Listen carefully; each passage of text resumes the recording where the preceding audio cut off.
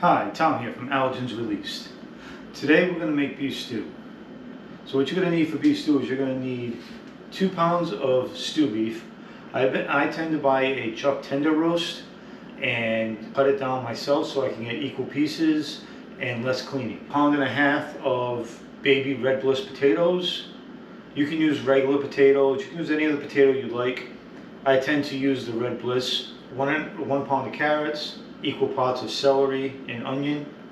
I use the baby carrots because they're ready to go. You'll need 3 tablespoons of chili powder.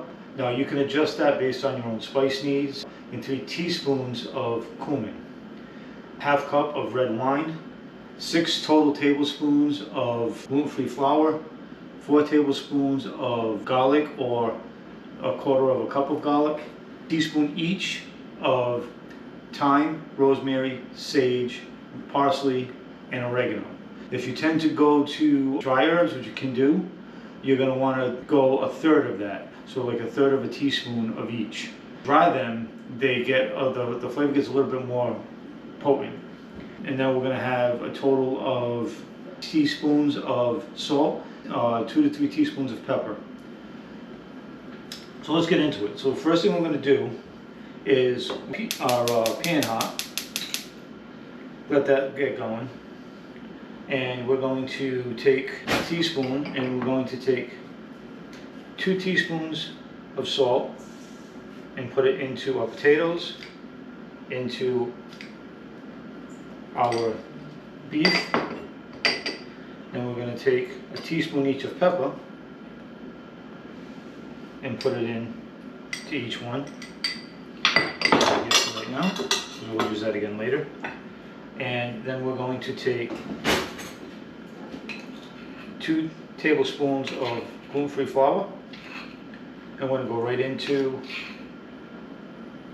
the potatoes and again the meat. And we're going to mix those up a little bit. Move this out of the way for a minute. So we want to also, you're going to take, I have these separated by tablespoons and teaspoons. You're going to take a teaspoon of cumin and a teaspoon of garlic powder, tablespoon of garlic powder, and put it into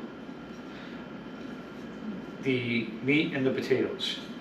So a tablespoon each and a teaspoon each. Put the rest of that aside for later. And you want to just bring that all together. You want to mix that up and kind of coat it all. See how it's starting to coat all the potatoes are being coated with it. You're going to get some, see? Switch this out. We're going to do the same thing with the ground beef with the beef chuck. I'm going to get in there, I'm going to let that coat that. You can always wash your hands after, it's no big deal. Now that I've got these 2 ready to go, I'm going to put this aside for a minute. And I'm going to give my hands a rinse.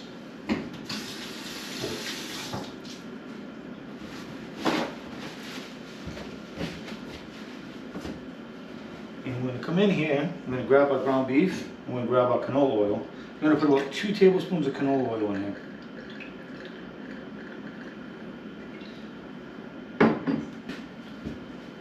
And we're going to start coming in.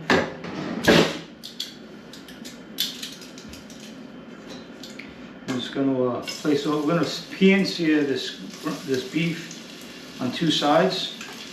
And what that does is that gives you a little bit of texture on your beef. Also starts the cooking process. This will take a few minutes. I'm sure you noticed that there's a crock pot sitting here. So personally, I think crock pots are the greatest thing in the world. They allow you to do stuff while you do other stuff. We're gonna get this beef stew to a point where it's gonna go in the crock pot, and then it's gonna sit over there and cook for a good 4 hours, where I don't have to worry about it. So in other words, I can be doing other things. I can go shopping, I can go pick the kids up, I can go run errands. So many things I can be doing while this is cooking. You could set this up in the morning and put it on low and have it go all day long. Or put it on high and have it done in 4 hours. So you're looking at 48 hours. You can put this on before you go to work in the morning. get this all set up, put it in there, and just hit on hot, hit on low, go to work, come home, dinner's ready. Very simple, very easy. Just trying to get a little bit of crust on some of our stuff here, so we're going to turn it over. This is the most time-consuming part of this process. You get a good look at that. You can see all that browning and everything. That's kind of what you're looking for.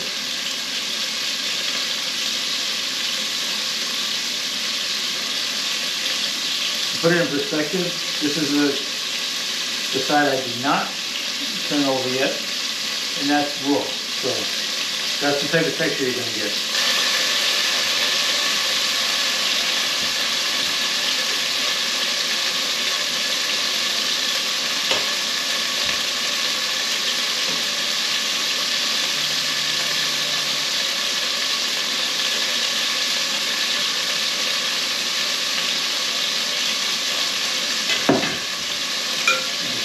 Closer here.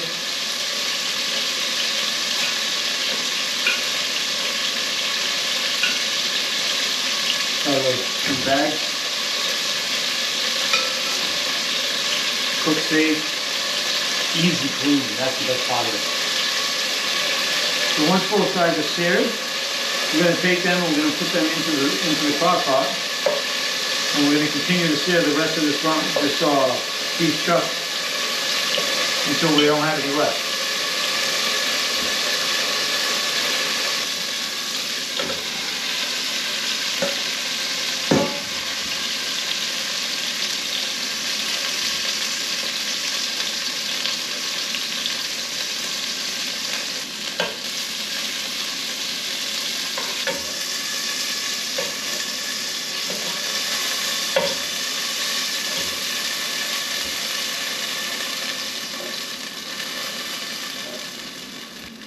Okay, so now that all of our beef is out, we're going to add another 2 tablespoons of canola oil.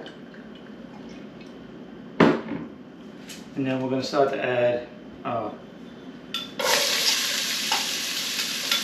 onions, celery,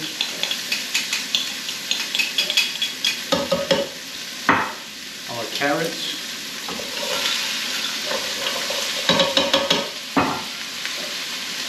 garlic,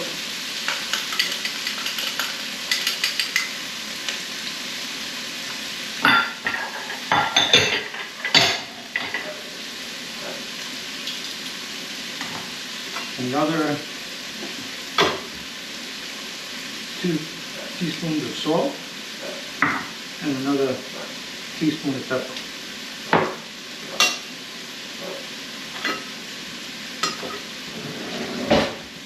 And we're going to just kind of saute all this together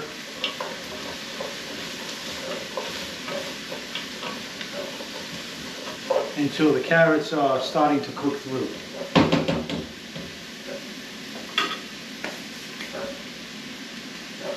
That's going to take about 5 minutes.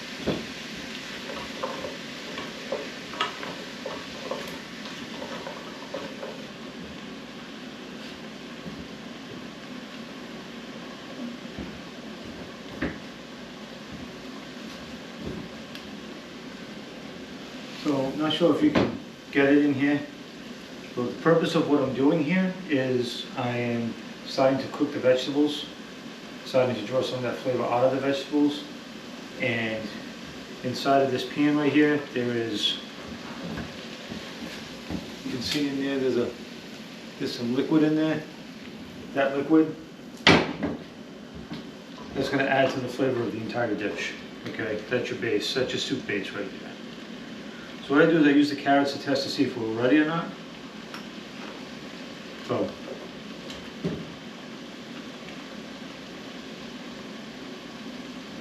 those are a good idea to taste it as it's going, to see maybe you might want to add more flavor to it. Because you can always add more flavor, you can't take flavor away. Because if you go too much, then, you know, but the carrots are going to take longer to cook than the celery and the onions. especially since they're bigger, and I did that on purpose so you could see them in the stew. But I'm not looking for the carrots to be cooked all the way through before we continue on to the next step, because they're going to cook with the beef and with the potatoes and everything else for the next 4 hours once we get it into the crock pot and going. So what you want to do is you want to make sure that flavor's there, you want them to be started to cook. And that's kind of where we're at now. We've got about maybe another couple minutes and we'll be ready to go on to the next step. Let's give one of these another shot. So, starting to get a little bit of softness to it. It's not as cooked as it was before. Now I'm going to take the rest of my chili powder and the rest of my cumin, which is why we set it aside. I'm going to add that right in. Get that in there. And then with that oil that's in there and all this juice in there, we're going to create a roux to help thicken this up later. So we're going to take another 2 tablespoons of gluten-free flour.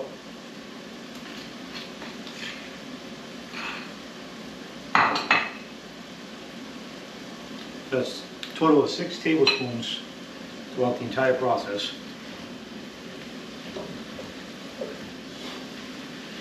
And we're going to start bringing that together. So what's going to happen is that flour is going to soak up. Now if you can see from earlier, it's a little thicker now, it's got a coating to it. We're going to come in, and this is where we're going to add our wine. This is a half cup of red wine. So wine is tough to cook with when you have these allergies.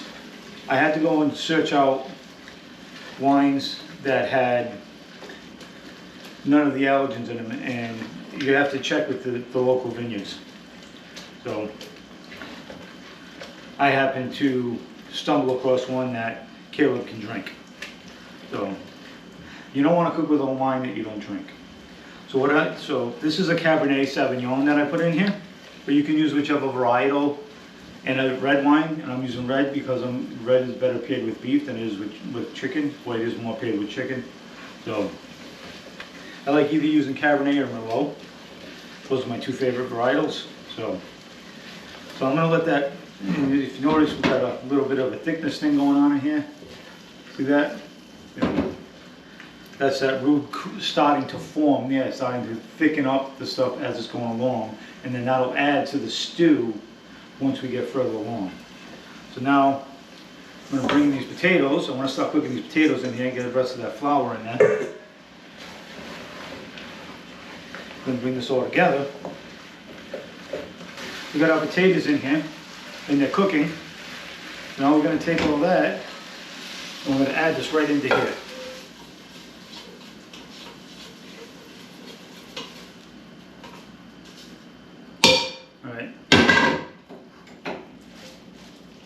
So now we've got the basis of our beef stew, and we're also going to add 1.5 quarts of a beef stock. Now you could technically add water to this vegetable stock, which I would prefer to use beef stock because it already got beef flavor in there. You might as well add more to it. The more flavor, the better. So we're going to stir this all up. I'm going to take this over, put it into our crock pot. Cover it, move this to high. So that's now sitting on high. It's going to cook for the next 4 hours and then we'll be done. So this is just about done. This is beef stew. So we're going to pull this out and try it and see how it's going. Let's take a look. I'm going to get a bowl.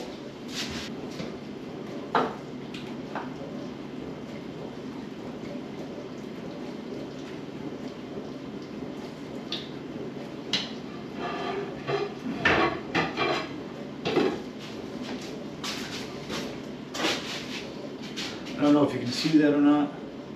Put all your vegetables in there, nice little gravy. You get a good look there. Let's get a spoon.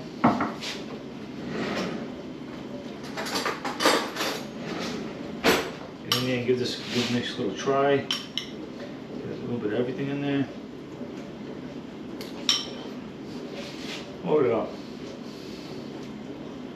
This is good. Nice, good for a nice winter day, nice warm up, easy meal to make.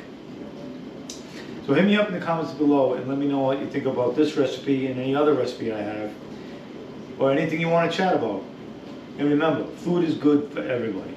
Have a good day.